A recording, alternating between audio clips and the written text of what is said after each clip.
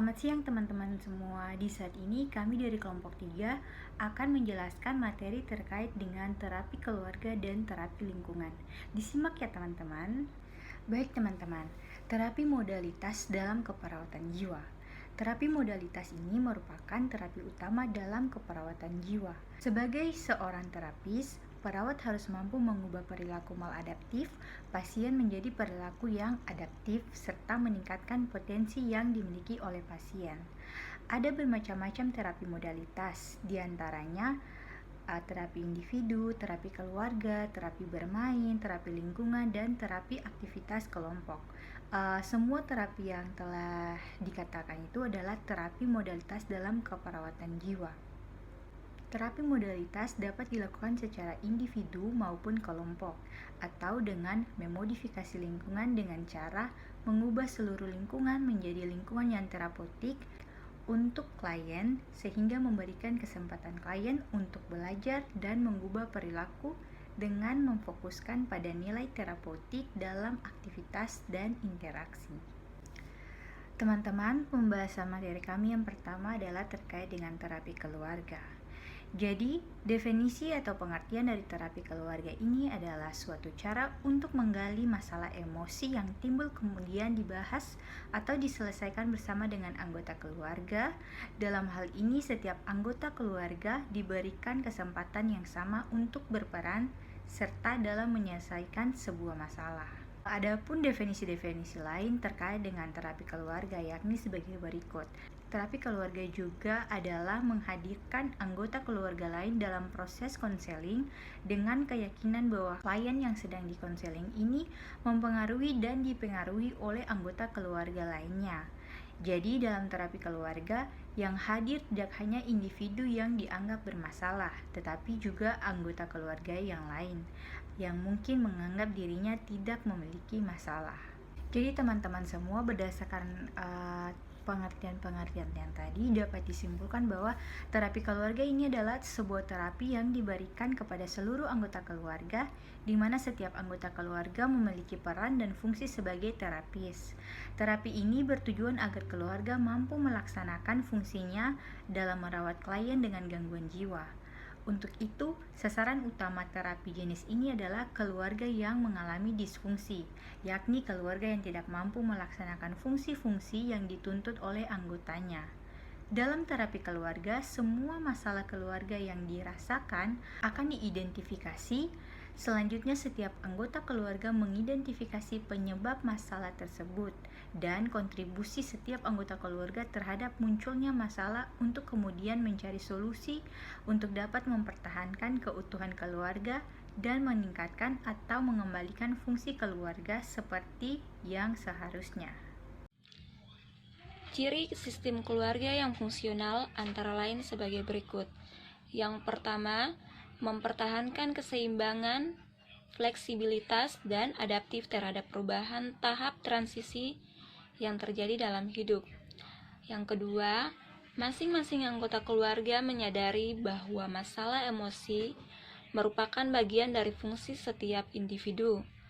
Yang ketiga, setiap anggota keluarga mampu mempertahankan kontak emosi pada setiap generasi. Yang keempat, menjalani hubungan erat antara anggota keluarga dan menghindari serta menjauhi masalah. Yang kelima, menggunakan perbedaan antar anggota keluarga yang ada sebagai motivasi untuk meningkatkan pertumbuhan dan kreativitas individu. Yang keenam, antara orang tua dan anak terbentuk suatu hubungan yang terbuka dan bersahabat. Sedangkan ciri keluarga yang disfungsional adalah sebagai berikut. Yang pertama, tidak memiliki satu atau lebih fungsi keluarga di atas. Yang kedua, ketidakseimbangan pola asuh seperti ibu yang terlalu melindungi atau sebaliknya. Yang ketiga, orang tua super atau pasif. Dan yang terakhir yaitu pasangan yang tidak harmonis. Tujuan terapi keluarga yang pertama, menurunkan konflik kecemasan keluarga. Yang kedua, meningkatkan kesadaran keluarga terhadap kebutuhan masing-masing anggota keluarga. Yang ketiga, meningkatkan kemampuan penanganan terhadap krisis. Yang keempat, mengembangkan hubungan peran yang sesuai.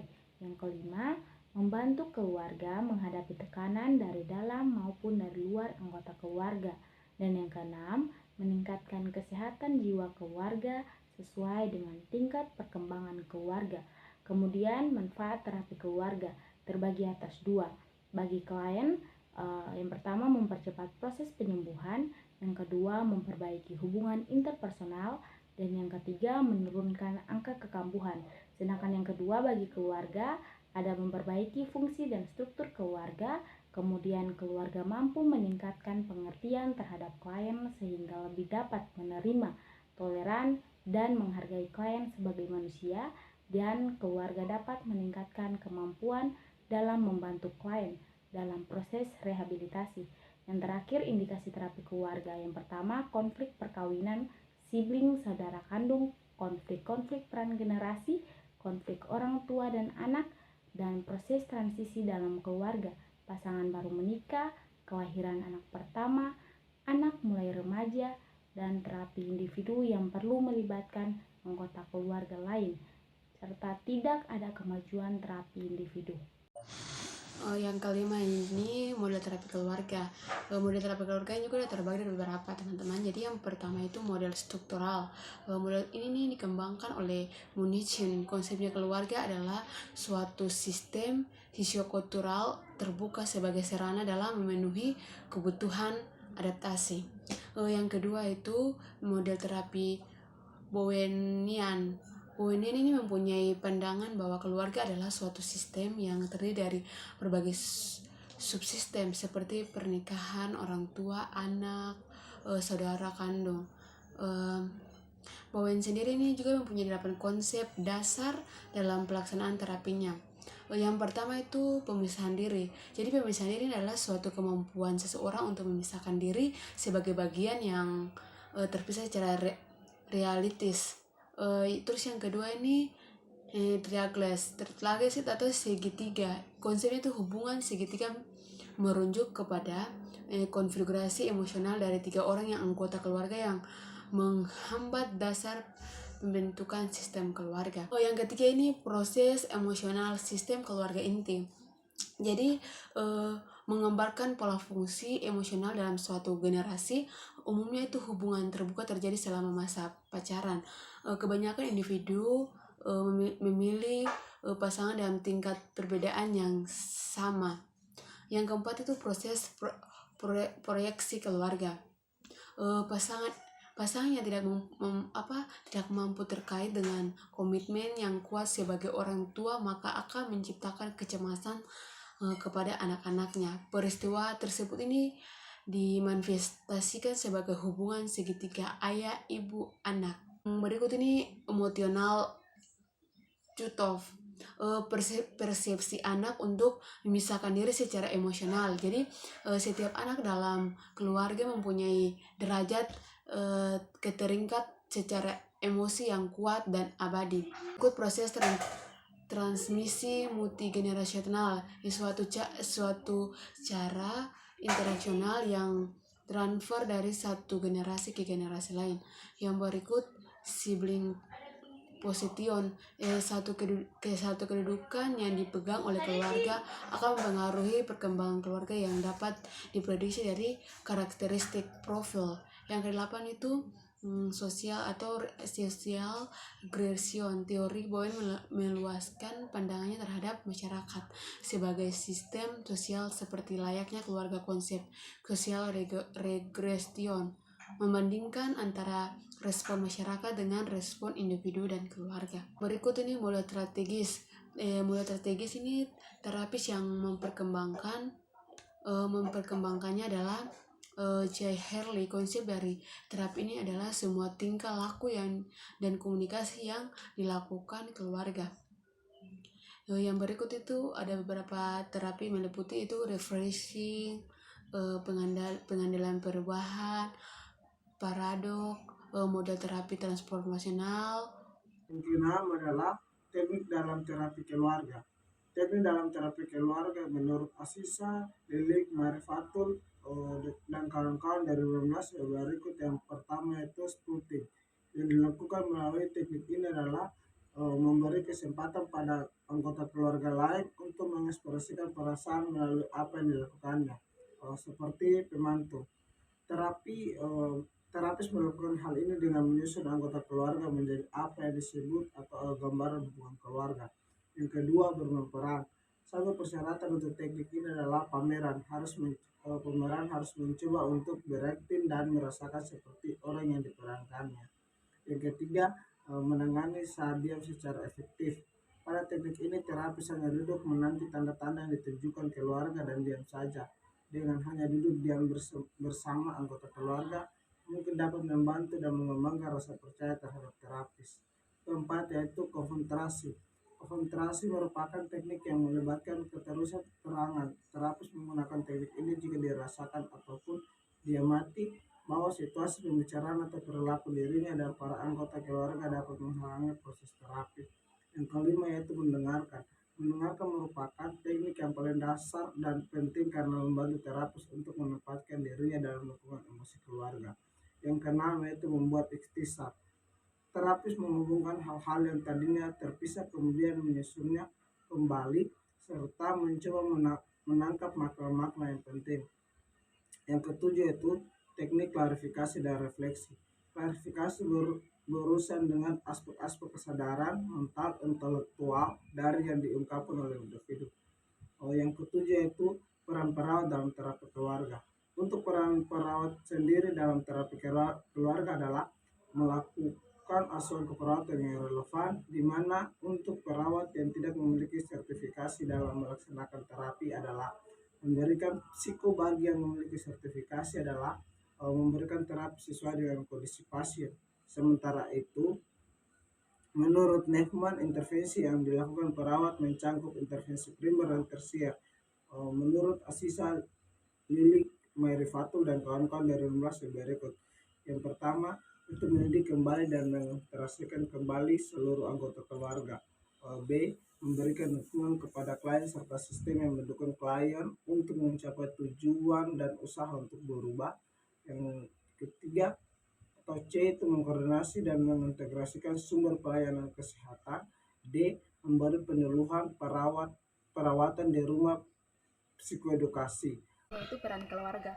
Peran keluarga adalah klien dalam proses terapi. Keluarga antara lain membuat suatu keadaan di mana anggota keluarga dapat melihat bahaya terhadap diri klien dan aktivitasnya, tidak merasa takut dan mampu bersikap terbuka, membantu bagaimana memandang orang lain, tempat bertanya, serta pemberi informasi yang mudah dipahami.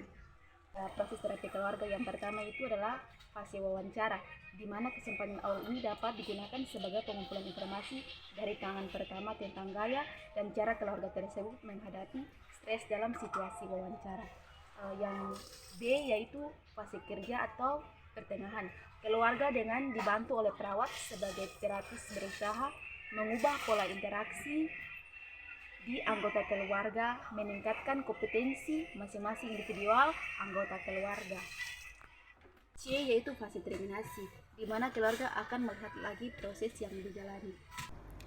Teman-teman, materi yang selanjutnya adalah terapi lingkungan.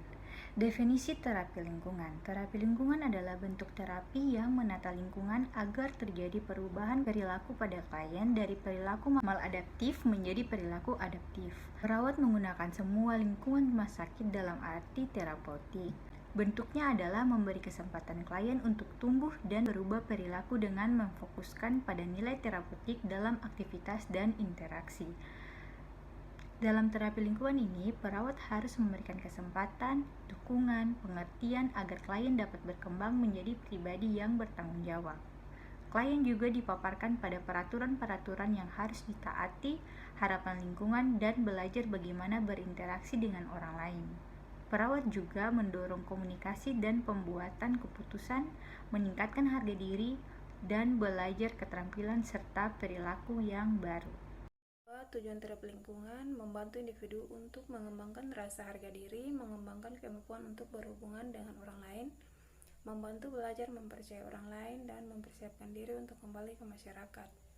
Abrams dalam Starsundan 1995 menyebutkan tujuan terapi lingkungan meliputi 1. Tujuan umum membekali kemampuan pasien untuk kembali ke masyarakat dan dapat menjalankan kehidupan fisik dan sosial seoptimal mungkin. Yang kedua, tujuan khusus membatasi gangguan dan perilaku maladaptif, mengajarkan keterampilan psikososial dan cara orientasi, yaitu pencapaian tingkat orientasi dan kesadaran terhadap realita yang lebih baik.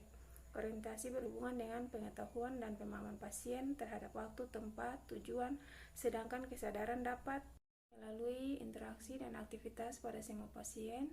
Ascertain yaitu kemampuan mengekspresikan perasaan sendiri dengan tepat.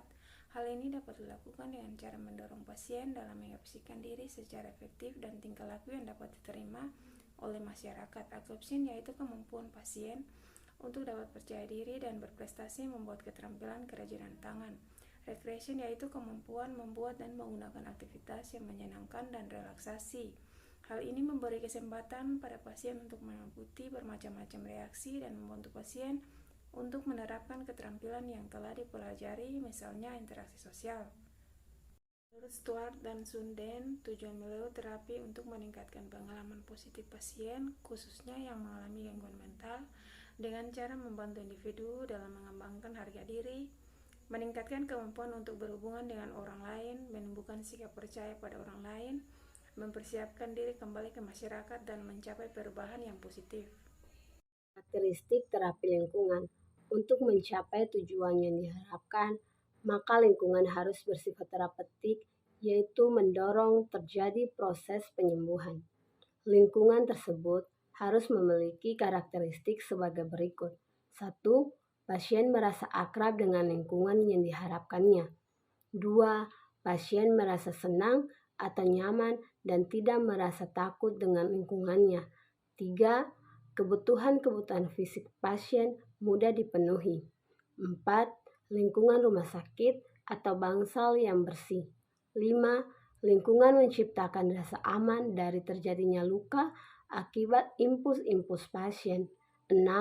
Personal dari lingkungan rumah sakit atau bangsal menghargai pasien sebagai individu yang memiliki hak, kebutuhan, dan pendapat, serta menerima perilaku pasien sebagai respon adanya stres. 7. Lingkungan yang dapat mengurangi pembatasan-pembatasan atau larangan dan memberikan kesempatan kepada pasien untuk menentukan pilihannya dan membentuk perilaku yang baru. 4. Bentuk lingkungan. Bentuk lingkungan sebagai berikut. A. Lingkungan fisik, yaitu aspek terapi lingkungan meliputi sebuah gambaran yang konkret yang merupakan bagian eksternal kehidupan rumah sakit. 3 aspek yang mempengaruhi terwujudnya lingkungan fisik terapeutik. Yang pertama, lingkungan fisik yang tetap, yaitu mencakup struktur dari bentuk bangunan baik eksternal maupun internal. Bagian eksternal meliputi struktur luar rumah sakit, yaitu lokasi dan letak gedung sesuai dengan program pelayanan kesehatan jiwa.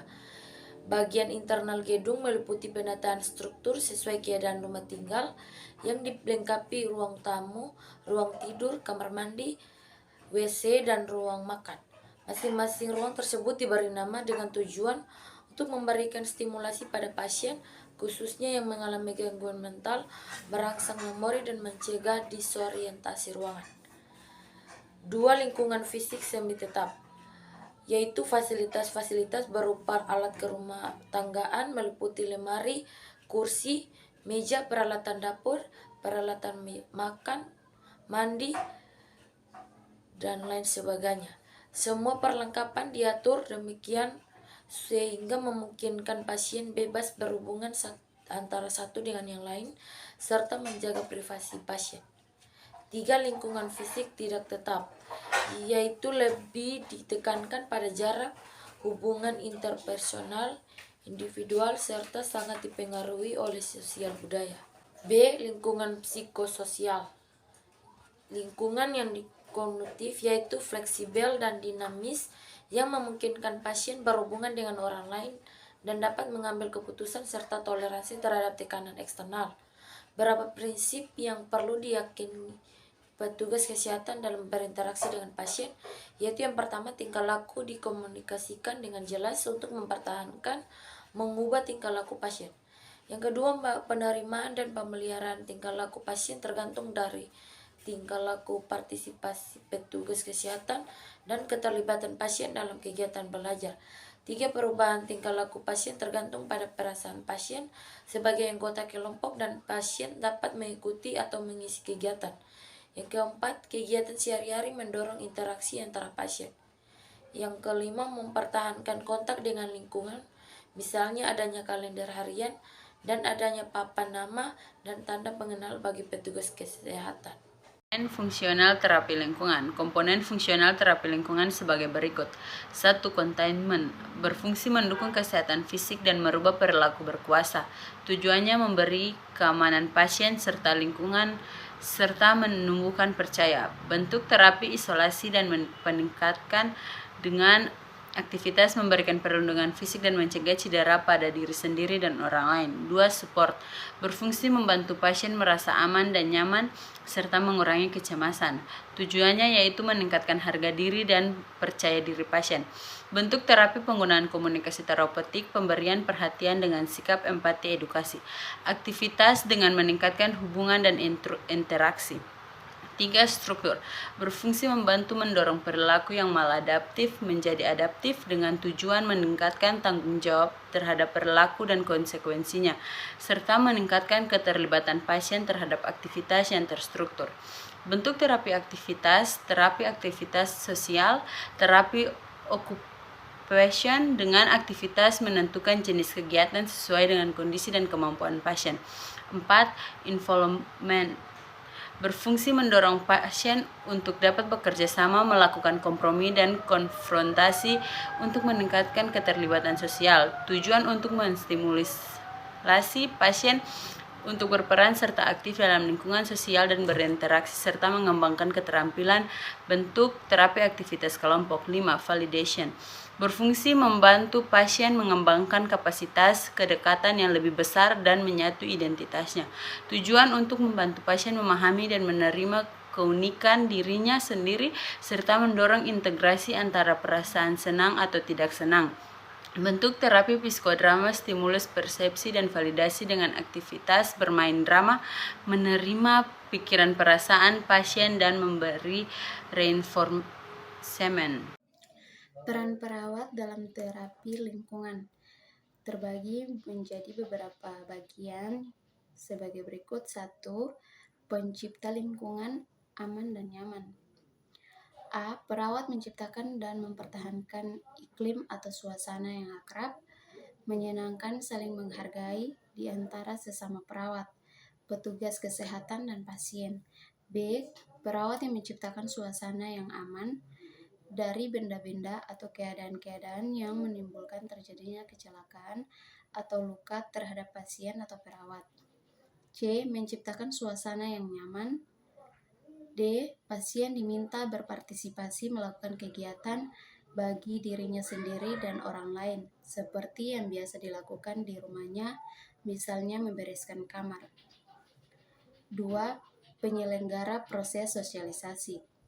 A. Membantu pasien belajar berinteraksi dengan orang lain, mempercayai orang lain sehingga meningkatkan harga diri dan berguna bagi orang lain. B. Mendorong pasien untuk berkomunikasi tentang ide-ide, perasaan, dan perilaku secara terbuka sesuai dengan aturan di dalam kegiatan-kegiatan tertentu. Melalui sosialisasi, pasien belajar tentang kegiatan-kegiatan atau kemampuan yang baru dan dapat dilakukannya sesuai dengan kemampuan minatnya pada waktu yang luang. 3. Sebagai teknis perawatan. Fungsi perawat adalah memberikan atau memenuhi kebutuhan dari pasien, memberikan obat-obatan yang telah ditetapkan, mengamati efek obat-obat dan perilaku-perilaku yang menonjol atau menyimpan, serta mengidentifikasi masalah-masalah yang timbul dalam terapi tersebut. Yang keempat, sebagai leader atau pengelola. Perawat harus mampu mengelola sehingga tercipta lingkungan terapeutik yang mendukung penyembuhan dan memberikan dampak baik secara fisik maupun secara psikologis kepada pasien. Jenis-jenis kegiatan terapi lingkungan terbagi menjadi beberapa bagian. Yang pertama, terapi rekreasi, yaitu terapi yang menggunakan kegiatan pada waktu luang dengan tujuan pasien dapat melakukan kegiatan secara konstruktif dan menyenangkan serta mengembangkan kemampuan hubungan sosial. Pada proses terapi, perawat harus dapat menyesuaikan kegiatan dengan tingkatan umur. Misalnya untuk remaja yang membutuhkan kegiatan yang mengeluarkan banyak energi, seperti basket, berenang, dan lain-lain. Sementara itu, untuk orang tua tidak mengeluarkan banyak tenaga, seperti main kartu, karamboi, dan sebagainya. B. Terapi kreasi seni. Perawat dalam terapi ini dapat sebagai leader atau bekerja sama dengan orang lain yang ahli dalam bidangnya karena harus sesuai dengan bakat dan minat. Di antaranya adalah sebagai berikut. Yang pertama, menari atau dance terapi. Yang kedua, terapi musik. Yang ketiga, terapi dengan menggambar atau melukis. Yang keempat, literatur atau biblioterapi. C. PET terapi. Terapi ini bertujuan untuk menstimulasi respon pasien yang tidak mampu mengadakan hubungan interaksi dengan orang-orang dan pasien biasanya merasa kesepian dan menyendiri. D. Plant terapi.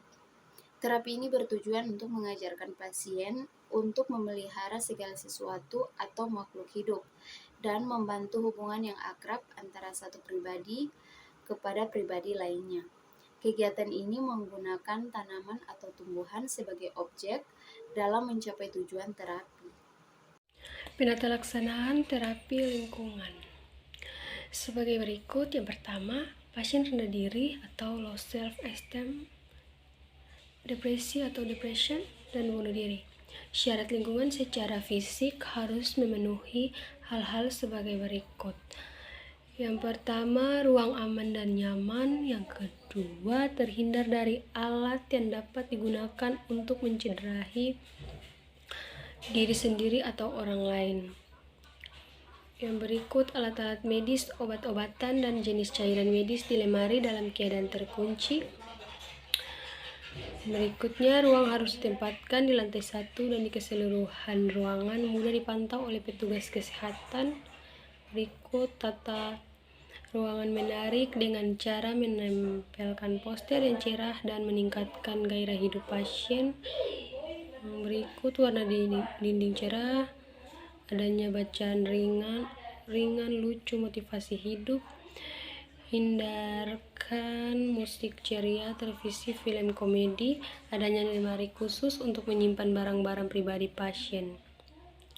Syarat lingkungan psikososial adalah sebagai berikut. Yang pertama, komunikasi terapeutik dengan cara semua petugas menyapa pasien sesering mungkin. Yang kedua, memberikan penjelasan setiap akan melakukan kegiatan keperawatan atau kegiatan medis lainnya. Yang berikut, menerima pasien apa adanya, jangan mengejek atau merendahkan. Meningkatkan harga diri pasien, membantu menilai, meningkatkan hubungan sosial secara bertahap, membantu pasien dalam berinteraksi dengan keluarganya, sertakan keluarga dalam rencana asuhan keperawatan, jangan membiarkan pasien sendiri terlalu lama di ruangannya.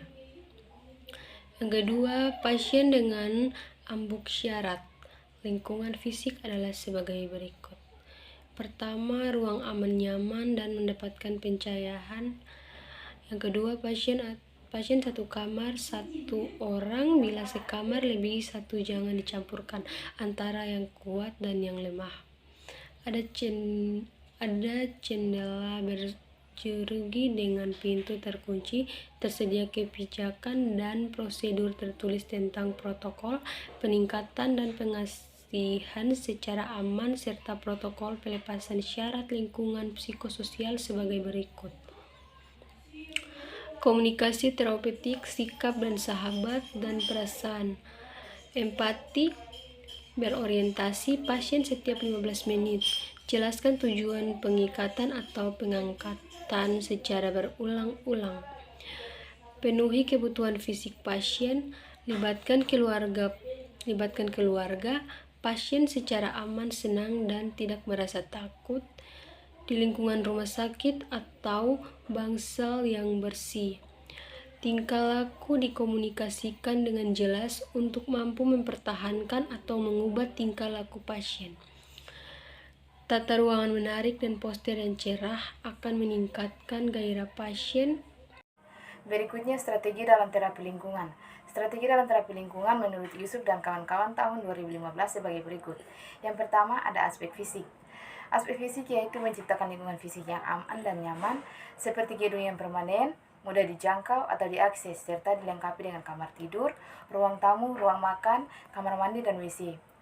Cat ruangan sesuai dengan pengaruh dan menstimulasi suasana hati pasien yang menjadi lebih baik, seperti warna merah muda atau pastel untuk pasien amok, serta warna cerah untuk pasien menarik diri dan anak-anak. Berikutnya, semua ruangan hendaknya disiapkan dengan memperhatikan keamanan dan kenyamanan, serta diusahakan suasana ruangan bagai di rumah sendiri atau home sweet home. Hal-hal yang bersifat pribadi dari pasien harus tetap dijaga. Kamar mandi dan WC harus tetap dilengkapi dengan pintu sebagaimana layaknya rumah tinggal. Kantor keperawatan hendaknya dilengkapi dengan kamar pertemuan yang dapat digunakan untuk berbagai terapi, misalnya untuk melaksanakan terapi kelompok, terapi keluarga, dan rekreasi. Yang kedua, struktur dan tatanan dalam gedung sebaiknya dirancang sesuai dengan kondisi dan jenis penyakit, serta tingkat perkembangan pasien, misalnya ruang anak dirancang berbeda dengan dewasa ataupun usia lanjut. Demikian pula ruangan untuk kondisi akut berbeda dengan perawatan intensif. Bagian kedua dari strategi dalam terapi lingkungan yaitu aspek intelektual. Tingkat intelektual pasien dapat ditentukan melalui kejelasan stimulus dari lingkungan dan sikap perawat. Oleh karena itu, perawat harus dapat memberikan stimulus eksternal yang positif, dalam arti perawat harus berkemampuan merangsang daya pikir pasien sehingga pasien dapat memperluas kesadaran dirinya, sehingga pasien dapat menerima keadaan dan peran sakitnya. Bagian ketiga dari strategi dalam terapi lingkungan yaitu aspek sosial. Perawat harus mampu mengembangkan pola interaksi yang positif, baik perawat dengan pasien maupun perawat dengan keluarga pasien. Untuk dapat membangun interaksi yang positif tersebut, perawat harus menguasai kemampuan berkomunikasi dengan baik. Penggunaan teknik komunikasi yang tepat akan sangat berperan dalam menciptakan hubungan terapeutik antara perawat dengan pasien. Oleh karenanya, diharapkan pasien dapat mengembangkan hubungan komunikasi yang baik terhadap pasien lain maupun perawatnya. Karena hubungan interpersonal yang menyenangkan dapat mengurangi konflik intrapsikis yang akan menguatkan fungsi ego pasien dan mendukung kesembuhan pasien. Bagian keempat dari strategi dalam terapi lingkungan yaitu aspek emosional. Iklim emosional yang positif mutlak harus diciptakan oleh seluruh perawat dan tenaga kesehatan yang terlibat dalam proses penyembuhan pasien. Sikap dasar yang hendaknya dibangun adalah memperlihatkan sikap yang tulus, jujur atau dapat dipercaya, hangat dan defensif, empati, peka terhadap perasaan dan kebutuhan pasien, serta bersikap spontan dan memenuhi kebutuhan pasien. Bagian terakhir dari strategi dalam terapi lingkungan yaitu aspek spiritual. Spiritual merupakan kebutuhan dasar manusia yang tidak dapat dielakkan pemenuhannya. Meningkatkan aspek spiritual dari lingkungan dalam proses penyembuhan ditujukan untuk memaksimalkan manfaat dari pengalaman, pengobatan, dan perasaan damai bagi pasien. Cara pemenuhan yang paling mudah adalah dengan cara penyediaan sarana ibadah seperti tempat ibadah, kitab suci, dan ahli agama. Pemberian penguatan terhadap perilaku positif yang telah dilakukan pasien dalam hal spiritual akan memotivasi pasien melakukannya lebih baik sebagai dampak dari peningkatan harga diri pasien.